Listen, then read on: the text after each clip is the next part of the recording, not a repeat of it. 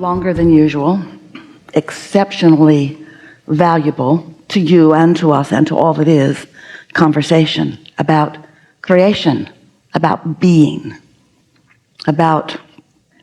joyful, about remembering that life is supposed to feel good to you. Life is supposed to be fun because you are a creator in an environment you came to create in. And your own deliberate thinking of thoughts, your own deliberate setting of your own vibrational tone, your own personal conscious integration into your time and space provides for you and for all that is continual new expansion. You are leading edge creators in a leading edge environment, and you can't slow or stop the leading edge, but you can personally not keep up with it. And we're not talking about a leading edge that has been assigned by someone else, or even the leading edge that the collective consciousness that is you has provided. We're talking about your own personal leading edge that your own contrasting life continues to provide. So this continual new awareness, new becoming is happening for you and about you all day, every day. And the question that we want you to address and get a handle on is, how well are you keeping up with your own leading edge? Because every bit of satisfaction comes from you moving in the direction of your own leading edge. When life causes you to expand or to become more, you got to keep up with it, or at least be moving in the direction of it. Because if you're moving in opposition to your own desire, if what you are perceiving in some moment in time is causing you to reflect on things that are in vibrational opposition to your own desire, that creates a resistance within your vibrational field that shows up in your personal experience as negative emotion.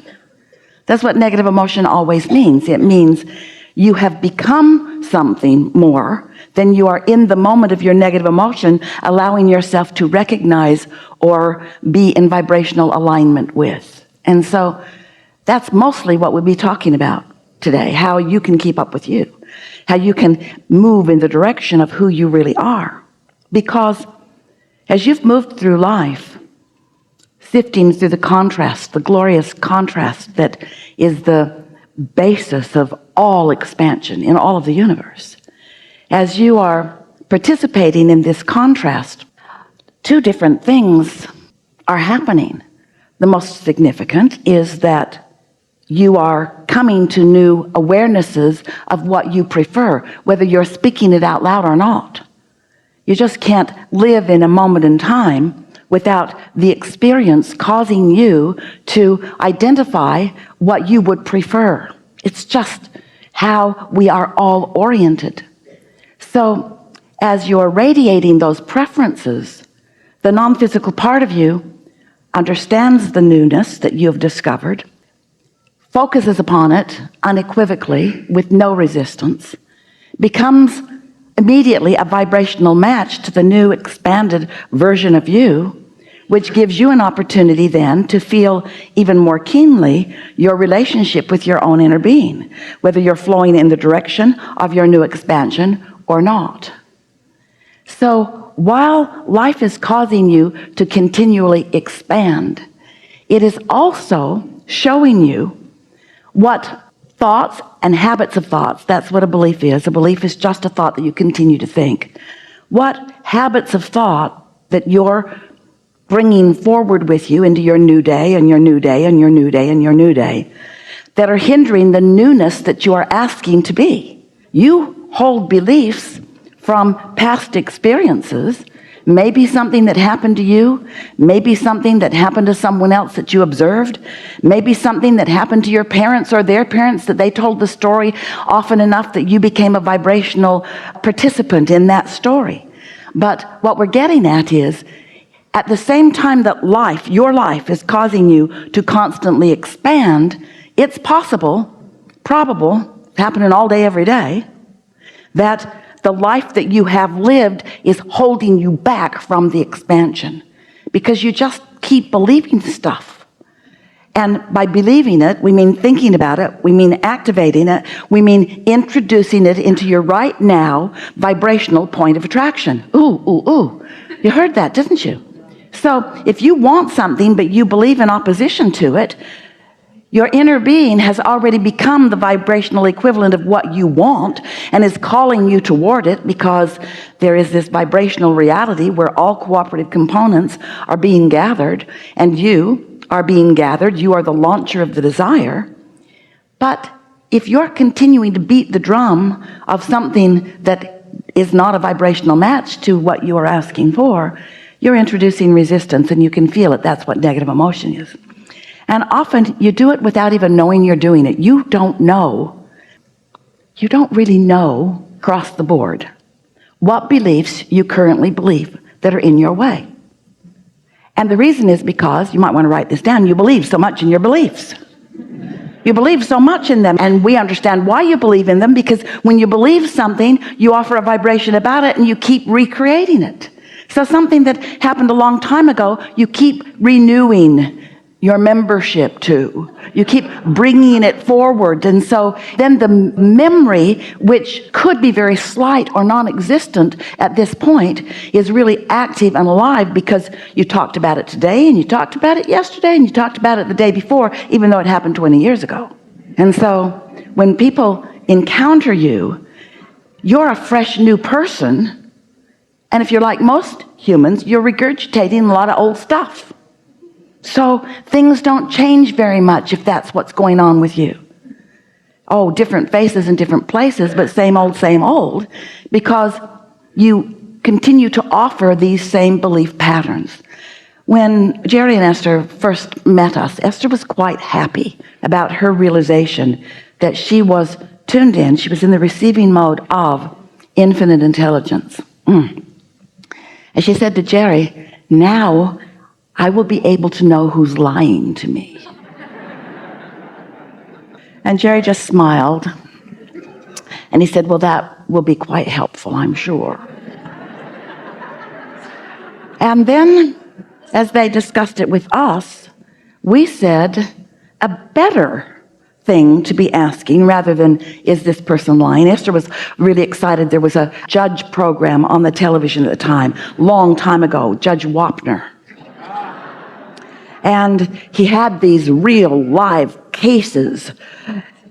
The people were real and the cases were real. And Esther planted herself right down in front of the television to see this, because she knew they were going to say that and they were going to say that. And Abraham was going to tell her which one was telling the truth. And so the first program came on and she watched. And we said, a better question to ask is not who is telling the truth. A better question to ask is, who believes what they're saying? Because when you believe what you're saying, you don't split your energy. It's only when you say something in opposition to what you believe or desire that you split your energy. Esther was quite disappointed because she, like the judge, wanted to nail one or the other of them. Well, who's just the most right? Who's the most right? But after a little while, and through a lot of life experiences, Esther, and we are sure it's happening with you too, you come to realize that there is room for more than one point of view. And since you create your own reality, nobody else does, then you identifying what your point of view is a really good thing.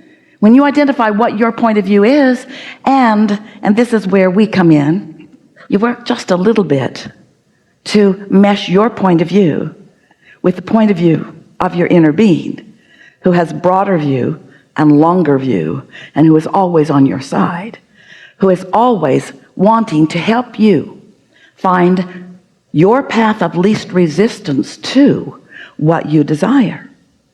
Your inner being is not standing in non-physical awareness like Judge whoever it is, trying to decide your rightness or wrongness, or pin you to it, or hold you to it, or make you admit it.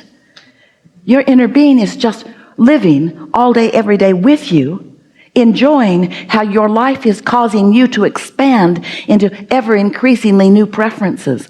And then your inner being is holding the vibrational tone of that new preference so steadily that if you try just a little bit to get into vibrational alignment with who you really are, you'll be able to feel yourself click into place with your desire rather than oppose it with other beliefs. We have a quick story to tell you to sort of show you how simple and silly and how easy it is for you to hold yourself in opposition of something that you want. So here's an example of something that Esther has been living for about 10 years. Jerry and Esther bought a house and a house next to it in Southern California. Overlooks the ocean, very pretty place. And then they renovated both houses, one for them to live in and one for guests to come to play with them. And the guest house was renovated into a Tuscan theme. And part of it was a beautiful Satillo tile floor. And when Jerry and Esther chose the tiles, oh, they were spectacular. Just the attitude and just the look. And they were accented with little porcelain tiles, and it was such a pretty herringbone pattern that it's laid, and it just took their breath away when they saw the sketch and realized what it was going to be, and then saw the tiles. Well, as it came time to lay the floor, the contractor could not find that tile, and so he bought a substitute. And the substitute was not glazed like the sample that they had seen, but he said to them, "Don't worry, we'll lay it and then we will seal it, and it will look the same." Well, it didn't look the same, didn't look anything close to the same. And Esther never liked it, and she always felt disappointment about it.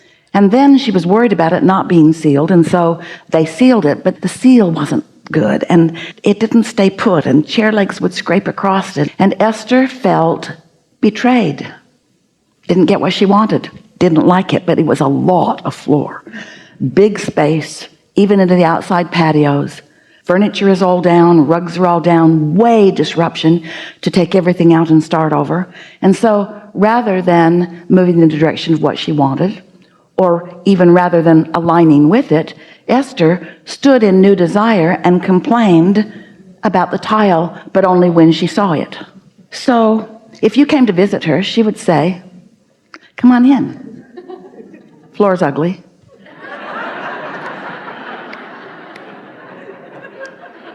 The tile we chose was really beautiful, but they couldn't get it. And so they got this, and then they sealed it. Look how it's coming up there, and look at it. Yeah. I guess I could replace it, but it would be so disruptive, so disruptive. And so even though it would be so simple to replace that floor, really, Esther's hardly ever even there. So it wouldn't disrupt her experience. Somebody else could move the furniture. They might bang it up. Someone else could move the furniture. Where would we put it? Someone else could move the furniture. They'll put it outside and they'll get rained on. Someone else could move the furniture. It's going to cost a lot of money and it's their fault. They should pay for it. They can't pay for it. They aren't able to pay for it. It's been 10 years ago. So Esther doesn't let it be easy, because she has this truth that she feels obligated to keep active. She must continue to explain, so it seems, why this reality exists against her desire. Now, it seems like it would be a simple thing to do. But when you've practiced a thought for a long time, it's the thought that comes really easily to you, because it's the thought of least resistance. "Hi, come on in, floor's ugly." Now that's a rather vivid example, and we are exaggerating it not at all.